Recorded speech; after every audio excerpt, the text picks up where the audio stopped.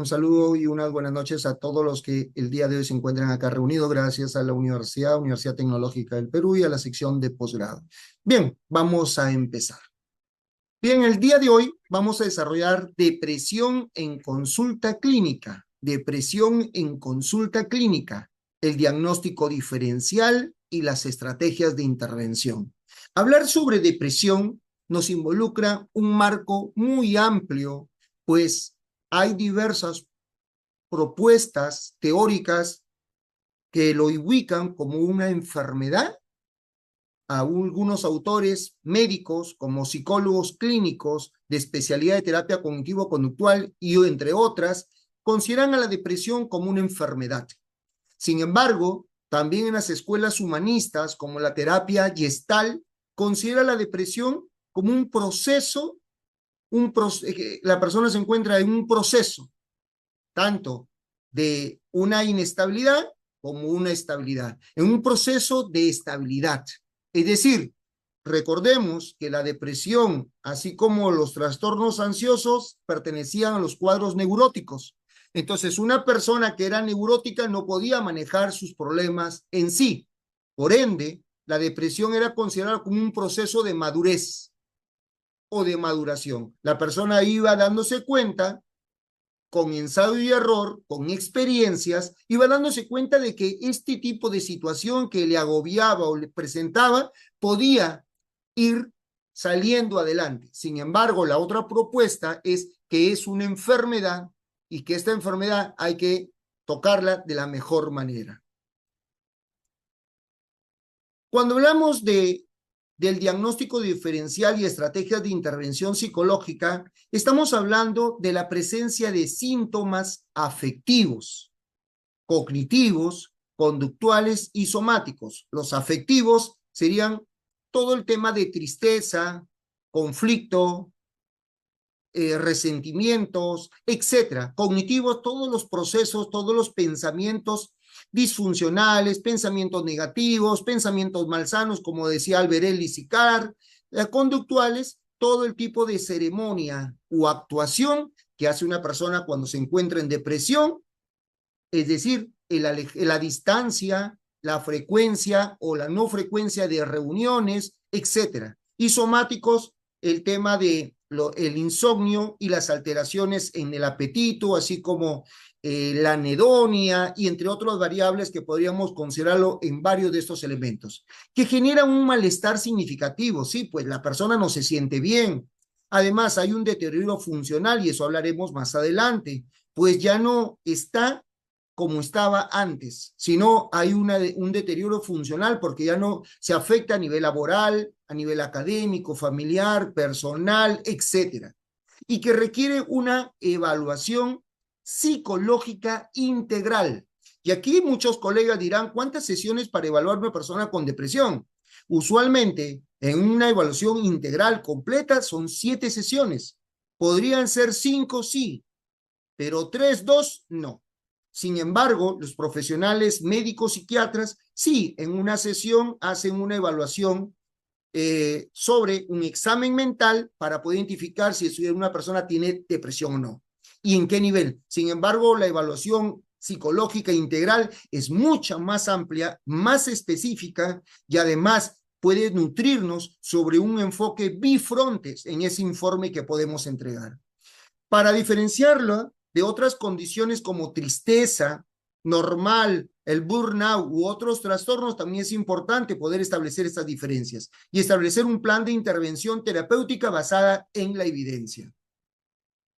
Entonces, cuando hacemos una evaluación implica toda una evaluación clínica estructurada con diagnóstico diferencial, utilización de pruebas psicométricas, pruebas proyectivas, involucra los registros, el examen mental, involucra también nuestra historia, creo que ya lo mencioné, la historia clínica estructurada, el examen mental muy importante, los registros y datos auxiliares que podrían sumar para poder tener una mejor historia, un mejor informe, así como también la identificación de factores de riesgo y gravedad. Esto es importante, ¿por qué? Porque cada persona hay que evaluar también los factores de vulnerabilidad, tanto vulnerabilidad a nivel físico como también a nivel psicológico, los factores desencadenantes. Y cuando yo hablo de factores de vulnerabilidad, estoy hablando del contexto familiar que puede tener nuestro evaluado, ¿ok? Nuestro examinado, nuestro cliente, usuario, consultante, paciente, como querramos decirle. Y también los factores de vulnerabilidad físico, así como también los factores desencadenantes que puede tener esta persona, así como también evaluar el nivel de disfunción que puede tener, el nivel de malestar, elementos que podrían mantener también la problemática de la persona, porque no solo veamos qué lo ocasionó, sino qué es lo que sostiene esta depresión en la persona. ¿Qué es lo que sostiene? Múltiples factores que tendríamos nosotros que hacer un análisis mucho más exhaustivo. Hoy tenemos un promedio de 40 a 45 minutos, así que no puedo dedicarme a cada uno de los aspectos que podríamos tener. ¿Sí? Continuamos. Hoy abordaremos la depresión en la consulta clínica. Diferenciaremos entre tristeza, burnout y depresión clínica. Identificaremos los indicadores de riesgo en la evaluación inicial. Exploraremos la depresión funcional y la incapacitante. Estrategias como la activación conductual son clave. Trabajaremos en creencias nucleares y suicidio inicial. El manejo del estancamiento terapéutico es crucial. La especialización clínica es fundamental para un tratamiento efectivo. Muy bien, Hoy abordaremos la depresión. muy bien. Ahí hemos tenido algunos de los aspectos generales de los cuales es importante tener en cuenta en un caso clínico. Diferenciar entre tristeza, burnout, depresión clínica, indicadores de riesgo en la evaluación inicial también, la depresión funcional versus la depresión incapacitante. Las estrategias de intervención, como las técnicas de tercera generación, la activación conductual y entre otras que podríamos ver, la aceptación y compromiso, el tema del DBT, etcétera. El trabajo de las creencias nucleares, si vemos desde los aspectos de Albert Ellis y Aaron Beck, hay diferencias, de Clark hay diferencias. Entonces, vamos a tratar de unir para poder darle un mejor trabajo. Intervención también en la ideación suicidia inicial. El manejo del estancamiento terapéutico, cuando el psicólogo se siente agobiado que no hay avance y el paciente también te reclama, doctor, ya tengo tantas sesiones y no estoy avanzando. La necesidad de especialización clínica, que es muy importante especializarnos. Entonces, la diferencia entre tristeza, burnout y depresión clínica, el primero, la tristeza hay que verla si es una tristeza patológica o una tristeza que es parte de lo considerado como normal, ¿ok? El caso del burnout, que nosotros sabemos que está asociado más al ámbito laboral, y la depresión clínica, que sí involucra el humor depresivo, como la anedonia, como algunos síntomas nucleares para poder identificar que es una persona que tiene depresión. Entonces, vamos a ver una diferencia así muy general. En el caso de la tristeza es una respuesta emocional normal ante eventos adversos, la pérdida de un miembro de nuestro cuerpo, una parte del cuerpo, la pérdida de una pareja, en el ámbito laboral, la pérdida de un trabajo, etcétera, cualquier situación que nos lleve a nosotros a pasar una respuesta emocional. Una respuesta, ¿por qué? Porque ante una situación nosotros tendemos a responder. Ya el tiempo que yo le dedicaba a alguien, tengo que suplirlo por otras actividades. Entonces, ahí está, temporal y fluctuante, porque la tristeza no es algo que dura toda la vida, sino que tiene un tiempo también determinado. No podemos pasar más 2 semanas, 3 semanas, un mes, 6 meses tristes, porque ya sería ya algo que podríamos observar. Y también la intensidad, fluctuante porque a veces puede cambiar.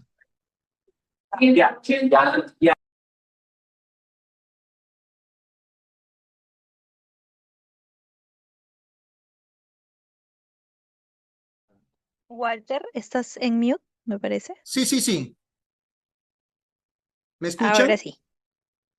Ah, Sí, no se ahora estaba sí. escuchando nada. No, solamente estos últimos segunditos. Ya. Entonces ya hemos hablado sobre la respuesta emocional normal ante eventos adversos, que eso es algo cotidiano que podríamos tener. y se conserva la capacidad de disfrutar. La persona puede estar triste por una situación, pero no pierde esa capacidad de poder experimentar cosas agradables, satisfactorias, salir, pasear, conversar, hacer deporte. No genera deterioro significativo, ojo, funcional significativo, porque puede seguir yendo a la universidad o a la escuela o al trabajo, etcétera. Sin embargo, cuando hablamos del burnout, estamos asociados principalmente al estrés laboral crónico o al síndrome de quemado, se le conoce así, síndrome del quemado. Hay un agotamiento emocional, despersonalización e ineficacia. O sea, ya no es tan eficaz en tiempo, ojo, en tiempo y la tarea, y al culminar una tarea. El agotamiento, hay una sensación de cansancio, de incomodidad, de molestia, ya no se siente él dentro del trabajo. Mejora parcialmente con descanso o alejamiento del trabajo, sí, hay mejoras, la evidencia científica nos dice ello. Hay una afectación predominante en el área ocupacional, sí, es circunscrita al ámbito laboral, el burnout. Sin embargo, por otro lado, o la depresión clínica está relacionada al estado de ánimo deprimido persistente, mayor o igual a 2 semanas. Ya es un indicador. Los psicólogos clínicos, los que me están escuchando, ya saben que aquí es un criterio muy importante de tener en cuenta. O sea, vemos que día a día la persona está experimentando esa presencia, entonces nosotros tenemos que tomar ya las decisiones.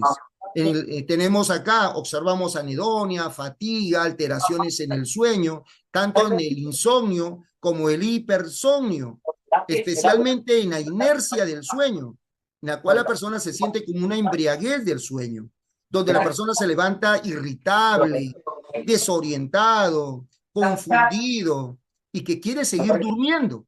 En este caso, en el caso de la inercia del sueño. Es ahí donde nosotros tenemos que darnos cuenta. Las alteraciones en el apetito. Algunos comen más porque acá cuando ingresa el bolo alimenticio hay una sensación placentera. Por eso es que la persona suele comer más.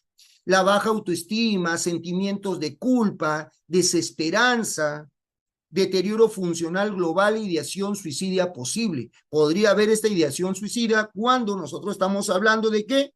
De que la persona tiene una depresión. En la depresión hay niveles y en el nivel más complicado, la persona suele tener ideación suicida. Entonces, un criterio para tener en cuenta. Entonces, la tristeza es una emoción que la podemos experimentar nosotros, triste, la alegría, la ira. El burnout es un síndrome ocupacional y la depresión sí es un trastorno mental que requiere intervención importante, necesaria, y dependiendo si hay ideación suicida y si nosotros vemos la intensidad, se puede hacer una interconsulta con el psiquiatra para estabilizarlo y continuar con la terapia o la intervención psicológica. Entonces, acá vemos también un aspecto de las estadísticas, según el MINSA. En el 2025, 1 de cada 5 peruanos presenta problemas de salud mental. Hemos visto estudiantes universitarios que se han quitado la vida. Hemos visto profesionales también que se han suicidado. Hemos visto, dice la estadística que los hombres, los varones que están solteros, son los candidatos a suicidarse. Independientemente, si eres un hombre que tienes tu pareja y tienes conflictos todos los días, es menos probable que te suicides. Con esto no estoy diciendo que te busques una pareja tóxica, por favor.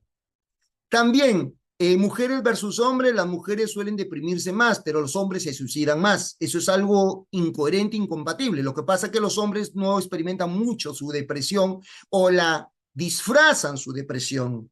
Entonces es importante el tratamiento, no reciben tratamiento, un 75% no tienen un acceso oportuno. Por eso es que cada vez se necesita profesionales clínicos, psicólogos que estén preparados para manejar casos en la cual los indicadores nos dicen que tiene depresión, pero se muestra distinto, diferente. Por ello es muy importante hacer una muy buena evaluación clínica, así como también una buena intervención. Bueno, los grupos más afectados, acá vemos los adultos con un 41%, independientemente de los mayores, ojo, independientemente de los adolescentes. Ahí están esas estadísticas. También, bueno, acá hay algunas indicaciones sobre el impacto suicidio en jóvenes de 15 a 29 años. Son reportes del MINSA que podrían ustedes ampliarlo o se ampliaría más adelante y siendo más específico de qué es lo que realmente hay detrás de todo esto. Indicadores de riesgo en la evaluación inicial. Acá en esta evaluación inicial debemos recordar varios aspectos muy importantes para poder llevar a cabo un buen trabajo. Primero, el tema del rapport, que es algo con un check muy grande, el rapport. Ese primer encuentro que tú tienes con tu paciente, y el segundo es la empatía, y el tercero es la sincronización que vas a tener con el paciente. Hay un colega, un doctor en psicología argentino, que en una ponencia decía, aquel psicólogo que pase más de 5 sesiones con su paciente es que tiene unas características de que ha hecho un buen rapport y una buena empatía. Un psicólogo que realmente tiene bastante bagaje para poder llevar a cabo el trabajo. Usualmente los pacientes te vienen a la primera consulta, segunda, tercera y se van, pero si tú lo sostienes, significa no por manipulación, simplemente porque haces un buen trabajo y se da cuenta que tú eres muy empático con él. Es importante. Entonces vamos a ver los indicadores. Dentro de esos indicadores es importante el riesgo en evaluación inicial. Estos indicadores son variables clínicas, conductuales y cognitivas y contextuales que incrementan la probabilidad de mayor severidad del episodio depresivo. Es decir, tener un tamizaje, una evaluación previa, podemos hacer una evaluación inicial. Así, si tienes el modelo conductual que germina en ti y lo tienes muy incrementado, entonces haces tú tu línea base inicial con tu línea base final. Además, complementamos porque recuerden que nosotros somos psicólogos. Hacemos una buena entrevista, un buen examen mental, una buena evaluación psicométrica, ojo, porque esta nos da bastantes valores sobre validez, confiabilidad, el tema, estas propiedades psicométricas que nos dan seguridad y seriedad al momento del trabajo. Ojo, las pruebas predictivas para poder conocer de pronto la dinámica interna de cómo él percibe la sociedad. Entonces, el deterioro funcional significativo, ¿cómo está funcionando? Son elementos que nosotros tenemos que ir haciendo check. Severidad, ajá, está en una depresión leve, moderada, severa, profunda. Deterioro funcional de 0 a 10, ¿cómo está? 3, 2, entonces tenemos un problema. La cronización del cuadro, ¿cuánto tiempo? La intensidad, la conducta suicidia, importante para poder evaluar si es que por ahí está latente o no. Y con respecto a la conducta suicida, es toda una clase, porque no solo se ve el tema de la conducta, la planeación, ideación, la acción, la cantidad de veces que ha tratado de hacer ese intento de querer suicidarse. Las respuestas terapéuticas favorables que nos da el paciente, cómo va avanzando, cómo avanza, qué es lo que hace, qué no, etc. En términos clínicos, constituye marcadores pronósticos que orientan a la estratificación de riesgo. ¿Para qué? La toma de decisiones terapéuticas y la necesidad de derivación de un psiquiatra. Entonces, este protocolo de evaluación es muy importante que nosotros como profesionales en la psicología debamos conocer, porque gracias a este protocolo va a servir de qué manera, de cómo justificamos a nivel legal, a nivel médico, del trabajo que estamos cumpliendo. Si cumplimos un protocolo de evaluación clínica, entonces estamos haciendo las cosas que son necesarias hacer. Sin embargo, a veces algunos colegas estudian algunas formaciones en psicoterapia donde no hay una evaluación y con ello estaríamos con una amenaza. Si es que nuestro paciente por O o B perdiera la vida, invitados a qué? Al Ministerio Público, donde tendríamos que testificar y sustentar qué técnicas hemos hecho nosotros para poder llevar a cabo una buena evaluación. Entonces, hay pruebas psicológicas que sí tienen altos niveles de validez y confiabilidad, así como también nuestros indicadores que nosotros podemos tener, síntomas, signos, los síndromes, muy aparte de la historia personal, de la niñez, infancia, etcétera, si nosotros tendríamos que desglosarlo, y eso es, por supuesto, en una formación. Indicadores principales: evaluar el riesgo suicida. La ideación pasiva, quisiera no despertar, por ejemplo. Ideación activa con plan. La persona ya no solo tiene una ideación, sino también ya elaboró todo un proceso. Yo recuerdo un paciente de un colega que solía decirle: doctor, yo quisiera quitarme la vida, he pensado en una soga, ponerla en mi techo, etc. Y a veces Esas pequeñas expresiones son importantes de poder valorarlas. Antiguamente se creía que el que decía que me quería suicidar, uno decía, bueno, el que habla no lo hace. Nosotros no podemos llegar a ese tipo de pasividad, sino el de ser más activo en ello. Intentos previos que han fallado, por ejemplo, el cortarse, el tomarse medicamento, etcétera. Como yo recuerdo un estudiante de una universidad X que dentro de una clase me mencionó que cuando murió su hermanita de 2 años, él se cortó las venas y abajo las piernas y metió en su ducha. Gracias a Dios llegó su mamá, le llamó la atención, etcétera, pero seguía con esa ideación. Intento, como por ejemplo un intento previo, acceso a medios letales, la desesperanza marcada. Esta variable psicológica llamada desesperanza es terrible porque la persona ya perdió la esperanza en poder seguir avanzando. Entonces acá sí es importante una evaluación inmediata y un protocolo de seguridad cuando tiene algunas características del riesgo suicida. Severidad sintomática, la anedonia persistente, o sea, si una persona está pasando con este proceso de la anedonia, o sea, ya perdió las ganas, no tiene motivación, se siente decaída y que es importante poder ver. Insomnio severo, hipersomnia, como hace un momento hablamos de la hipersomnia. La persona durante el día se queda dormido, no tiene ganas, o sea, tiene sueño, está en un estado de somnolencia, y ahí aparecía la inercia del sueño que le hablé hace un momento. Cuando se molestan, sienten irritables, se incomodan cuando los despiertan en el día. Pérdida significativa de peso. ¿Es un indicador? Sí, muy importante. Alteraciones en el apetito. Fatiga incapacitante. O sea, te incomoda y ya no haces nada. Aquellas expresiones que dicen, por ejemplo, yo recuerdo un paciente que decía, no sé, pero ya con que salió el sol, ya todo para mí está pésimo. Ya no puedo más. No sé por qué. El lentecimiento psicomotor, ya no tienen la motivación, la voluntad necesaria ni siquiera para escribir, ni siquiera para comer, ni siquiera para levantarse. Si se levantan es porque ya son obligados o porque les han dicho algo. Entonces ya ni siquiera genera aseo, come en su cuarto, escucha música, apaga la luz. Tienen a tener a su ritual para el tema de las personas con este problemita de la depresión. Problemita, disculpe, diga problemita, este serio problema, que digamos. Indicadores principales a evaluar. Deterioro funcional, ausentismo laboral o académico. Entonces las universidades, los centros laborales también se dan cuenta que hay un alto nivel de rotación, es decir, de faltas. Entonces algo está pasando. Algunas veces el área de recursos humanos, el área, bueno, ahora ya no hay tanto el trabajo social, pero antiguamente se dedicaban a ver cada tipo de trabajador, qué es lo que sucedía. Ahora ya no, pues con tanta oferta laboral, ya a veces ya no se piensa en cada profesional o no profesional que esté trabajando, pero son indicadores, aislamiento social marcado. Oye, ¿qué pasó con Claudia? No sé, oye, hemos ido a verla, pero dice que está ocupada, que tiene cosas que hacer, sin embargo, ha faltado a la universidad, no sé qué, algo debe estar sucediéndole, por ejemplo.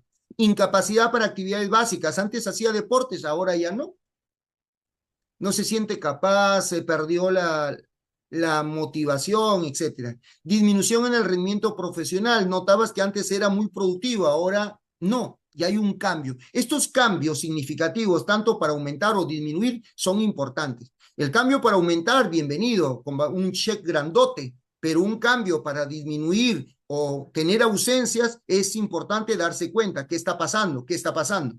Factores psicosociales, el duelo reciente complicado.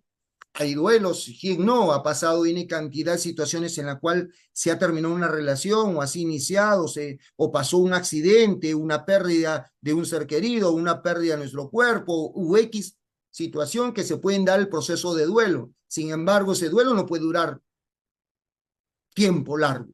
Problemas económicos graves.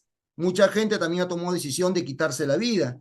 También he tenido pacientes que ante los problemas económicos han desarrollado un trastorno de histeria disociativa, el cual la esposa creía que el hombre era el que se fugaba. Una señora, su esposo, 20 días no llegó a su casa después de que lo habían despedido y tenía tantas denuncias económicas. Y apareció en Tumbes y no sabía cómo había llegado por allá. O sea, y la esposa suponía que, que su esposo se le había escapado. Lo llevó un psiquiatra, el psiquiatra le dijo histeria disociativa. Lo llevó otro psiquiatra, histeria disociativa. Me lo trajo a mí, describí histeria disociativa. Y la señora me dijo, todos me dicen eso, pero explíqueme. Ok, ahí tenemos un plus nosotros, que podemos explicar estas variantes. A todos nos ha sucedido cuando a veces hemos salido de casa y hemos dicho, uy, apagué el balón de gas. Lo apagué, no lo apagué. Estás con duda, estás subiendo a tu carro, a tu bus, a tu combi y regresas tú a revisar si es que has apagado. Ahí está la histeria disociativa. Violencia o abuso, también hay mucho historial de muchos pacientes que he atendido. Yo tengo 25 años trabajando con pacientes, con clientes. Entonces han sido abusados, han sufrido de violencia y ahí, de acuerdo a ello, nosotros podemos obtener ciertos trastornos en algunas personas, como el trastorno de personalidad de tipo antisocial, el que antiguamente era psicópata sociópata, también el trastorno de personalidad de tipo narcisista, y muchos de ellos, no todos, ingresan al cuadro o al tema de las drogas. Yo trabajo en 3 comunidades terapéuticas, por ejemplo, y diariamente tengo que atender a 5 o 6 personas que están en el tema de drogas y su historia personal, estos factores psicosociales ha llevado a delinquir, como también el primero el consumo. Y ha habido casos que yo he atendido que han disparado a los mototaxistas, etcétera. O sea, personas que no han podido controlar su nivel de violencia. Escaso soporte social, a veces no sabemos a quién hablar, a quién contarle. Y el tema de comorbilidad que podríamos encontrarlo en varios aspectos, por ejemplo, separándolo podría ser trastornos mentales, ansiedad, drogas, trastornos de alimentación, TDAH, son dentro de la comorbilidad. También enfermedades físicas como las cardiovasculares. Muchas de las personas que tienen depresión tienen comorbilidad o morbilidad, si queremos también decirlo de esa manera, porque podría ser ambos. Cuando hay una presencia simultánea de 2 o más enfermedades o trastornos, en este caso los cardiovasculares, a nivel endocrino, recuerden que el TCA, que es el trastorno de conductas alimentarias, está muy asociado al tema de la depresión. El tema de dolores crónicos también, mialgia también lo tienen algunas personas que han sufrido problemas a veces de separación de pareja y en el caso de neurodegenerativos también. Entonces, dentro de la comorbilidad, dependiendo de muchas de las estadísticas acá en Perú, les he mencionado a nivel de trastornos mentales, físicos, etcétera. Pero acá les he citado algunos, muy general, los trastornos de ansiedad, el consumo de sustancias psicoactivas, el trastorno bipolar, los trastornos de personalidad y algo muy importante ahora, muchos chicos ahora están con el tema del juego. El tema de la depresión se puede manifestar con el consumo excesivo del alcohol, así como en el tema de los videojuegos, y que eso es algo que todavía no se está explorando. Las investigaciones nos están orillando a ese punto. Voy a avanzar un poquito porque me estoy quedando. Depresión funcional versus depresión incapacitante. Ya los nombres nos dicen, ya nos dan la respuesta. Sin embargo, vamos a revisar. Aaron Beck, nuestro querido médico psiquiatra, que primero fue psicoanalista y en los años 1960 tomó la decisión de analizar y revisar que realmente estos pensamientos, que si lo vemos del enfoque psicodinámico serían aquel material inconsciente que quiere hacerse latente. Sin embargo, acá dentro del ámbito psiquiátrico se ve aquellos pensamientos disfuncionales. Él considera lo siguiente: respalda esta diferenciación al señalar que la severidad de la depresión se expresa en la intensidad de la triada cognitiva negativa y en el grado de la interferencia conductual, especialmente en la reducción de actividades reforzantes. ¿Qué es lo que quiere decir? Que si una persona con depresión va a disminuir su funcionalidad. Entonces, una depresión funcional tiene síntomas afectivos, cognitivos, conductuales de moderada intensidad. Ojo, sí, estás con depresión, pero no es tan intenso, es moderado. Un malestar clínicamente disminuido, ¿se sientes incómodo? Sí, es correcto. Hay una disminución parcial del rendimiento y del interés por actividades, pero se mantiene la responsabilidad, cumples. Sí, estás con depresión, pero vas a la universidad, haces tus tareas, tienes buenas regular calificaciones, etc. Entonces, la intervención que se recomienda es una terapia psicológica ambulatoria, es decir, de casos particulares que puedes tener, con un tratamiento principal, además de un ajuste terapéutico según cómo vaya evolucionando el problema. Pero cuando tenemos una depresión incapacitante, se manifiestan los mismos síntomas afectivos, pero más intensos, cognitivos, estos pensamientos que ya son reiterativos, persistentes, que ingresan a veces como alguna situación de flashback, a veces son rumiativos también hasta llegado hasta ese punto, conductuales severos y persistentes. Acá hay un malestar clínicamente significativo y desesperanza intensa. Ya hemos hablado de la desesperanza. Compromiso marcadamente severo del rendimiento. Ojo, ya no rindes con incapacidad para mantener las responsabilidades. Cumples de vez en cuando. Y a veces llega al punto en el cual ya no cumples con las tareas indicadas. Marcado deterioro ocupacional, tienes problemas en el trabajo, te ausentas, socialmente a nivel de tus amistades y a nivel personal te sientes ya decaído. Discapacidad para cumplir con las actividades diarias y de autocuidado. Acá sí es importante trabajar de manera coordinada con el médico psiquiatra, pues necesita una intervención farmacológica y también una intervención psicológica. Yo recomiendo la terapia cognitivo-conductual, tanto las técnicas de segunda y tercera generación que son efectivas, aunque las de tercera se está haciendo bastante investigación sobre ellos, sobre su manejo y efectividad que se haga.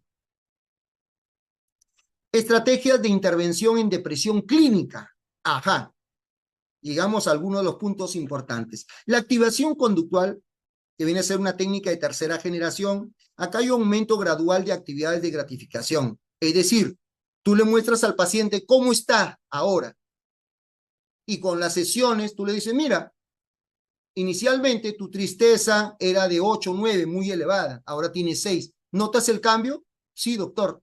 Ese cambio es reforzador para el paciente. Esos registros de actividades del estado de ánimo son muy buenos para ellos. Y además recibir reforzadores sobre las actividades que va haciendo. Reducción de la evitación y el aislamiento social. Para eso la técnica de programación de actividades, más esta activación conductual que le involucra levantarse, hacer las tareas, empezar con ejercicio. No se le pide 10 cosas, sino se le pide una actividad. Después se le va aumentando gradualmente las actividades. Esta técnica de activación conductual es muy buena, me ha sido muy efectiva para gran cantidad de pacientes con depresión. Tanto así que la conducta genera un cambio cognitivo, porque la persona se siente feliz que logró arreglar la cama y el reforzador es inherente a la persona. El trabajo con las creencias nucleares, identificación y reestructuración de esas creencias disfuncionales. Podemos trabajar ¿con qué? Con los debates pragmáticos, el debate con evidencias, el debate socrático, para generarle cuestionamientos sobre esos pensamientos, si son realmente reales o son negativos, si son dañinos o perjudiciales o te están ayudando. Entonces la persona va logrando darse cuenta de ello. Y con el modelo del ABCDE, donde el D discutimos y elegimos pensamientos que sean más adaptativos. El cuestionamiento de esos pensamientos automáticos negativos que son importantísimos para poder trabajar. Y los experimentos conductuales para modificar esquemas, que esta es una técnica muy poderosa de la terapia cognitivo-conductual, en el cual la persona, primero le preguntas, por ejemplo, ¿cómo crees que te va a ir? Mal. Y le dices, bueno, vamos a hacerlo.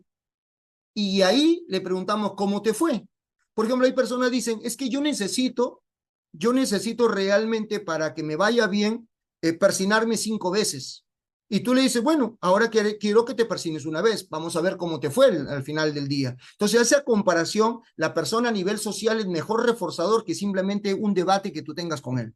Que esto es, por supuesto, se sigue una serie de pasos para poder llevar a cabo estos experimentos conductuales. La intervención en la ideación suicida, perdón, antes que me vaya, el trabajo de creencias nucleares podemos trabajar muchas técnicas. Una de las que me funciona bastante es costos y beneficios. Muy buena técnica. La reasignación cognitiva también es una muy buena técnica. Entre tantas, sinceramente, acá tenemos hartas técnicas que podrían ayudar al que la persona con depresión pueda salir, porque él después va a hacerlo solo. La intervención en ideación suicida Una evaluación directa y clara del riesgo de suicidio es importante. El plan de seguridad personalizado, involucrar también a la familia, indicadores, la técnica de los semáforos, restricción de acceso a medios letales, que es importante, pues ahí se trabaja mancomunadamente con la familia, y el fortalecimiento de la red de apoyo y el seguimiento estrecho. La combinación de componentes conductuales, cognitivos y de manejo de riesgo es esencial para una intervención efectiva en la depresión clínica. La combinación de componentes conductuales, como le dije, todo esto ayuda a que la persona tenga muy buena efectividad. Y le repito para que lo pueda quedar muy claro ahí.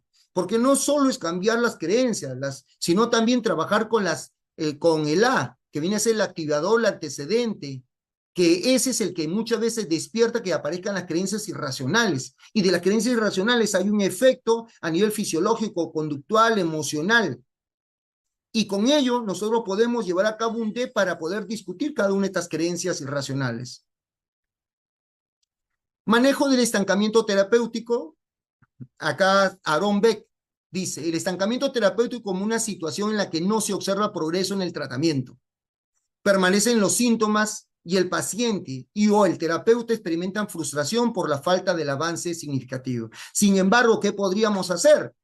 Primero, criterios. Resistencia persistente a las intervenciones. El paciente no está haciendo, es resistente a lo que tú le vas diciendo.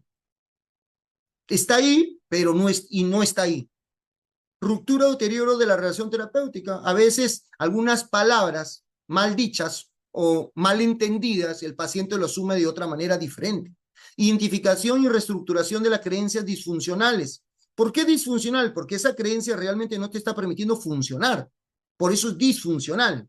Ausencia de cambios clínicos tras varios intentos. También nos sirve a nosotros para hacer una reevaluación de todo el proceso de evaluación y de intervención. Eso es importante, ojo. No hay que verlo como una limitación, sino como una oportunidad para poder revisar todo el proceso del tratamiento. Hay pacientes que les funciona muy bien la terapia cognitivo-conductual. Hay pacientes que tú puedes mezclar la terapia cognitivo-conductual con las terapias humanistas, como lo que yo he visto, TCC y silla vacía. O sea, genial. Entonces, creo que siempre las oportunidades están más de manifiesto. Ya me queda un minuto. Identificar y manejar el estancamiento terapéutico es esencial para ajustar estrategias y lograr avances en el tratamiento. ¿Es importante una necesidad de especialización? Sí. La hija de Aaron Beck, Judy Beck, que también es psiquiatra, en su obra Cognitive Behavior Therapy, afirma que los trastornos complejos requieren intervenciones psicológicas especializadas para mejorar los resultados terapéuticos y prevenir recaídas. Entonces, es importante. Si tú quieres ser un buen interventor, tú tienes que especializarte. Eso lo dice. Un abordaje especializado incrementa la efectividad del tratamiento y facilita la personalización de intervención según la problemática y el contexto de cada paciente. Miren, nosotros no es que hagamos lo mismo para todos, sino para uno. En particular, usamos las estrategias que son las que nos recomienda para tipo de persona y nosotros acomodamos para ese paciente. Permite al terapeuta desarrollar un manejo más competente, eres más competitivo, pues, y ético en casos complejos, adoptando la necesidad individual. Adquirir competencias clínicas avanzadas es fundamental para ofrecer intervenciones basadas en la evidencia y mejorar la calidad de atención mental. Y como conclusiones, colegas, la depresión clínica requiere el diagnóstico diferencial preciso y una evaluación estructurada. El deterioro funcional determina la gravedad funcional versus incapacitante. La identificación temprana de indicadores de riesgo, especialmente suicida, es fundamental. Ojo, esto sí lo subrayo. La intervención eficaz integra activación conductual, trabajo cognitivo y manejo del riesgo, sí. La especialización clínica es la clave para un tratamiento seguro y basado en evidencias. Nada, muchísimas gracias. Gracias, Walter, una vez más. Gracias a todos por acompañarnos el día de hoy. Muchísimas gracias y muy buenas noches. Hasta luego. Gracias. Buenas noches, buenas noches.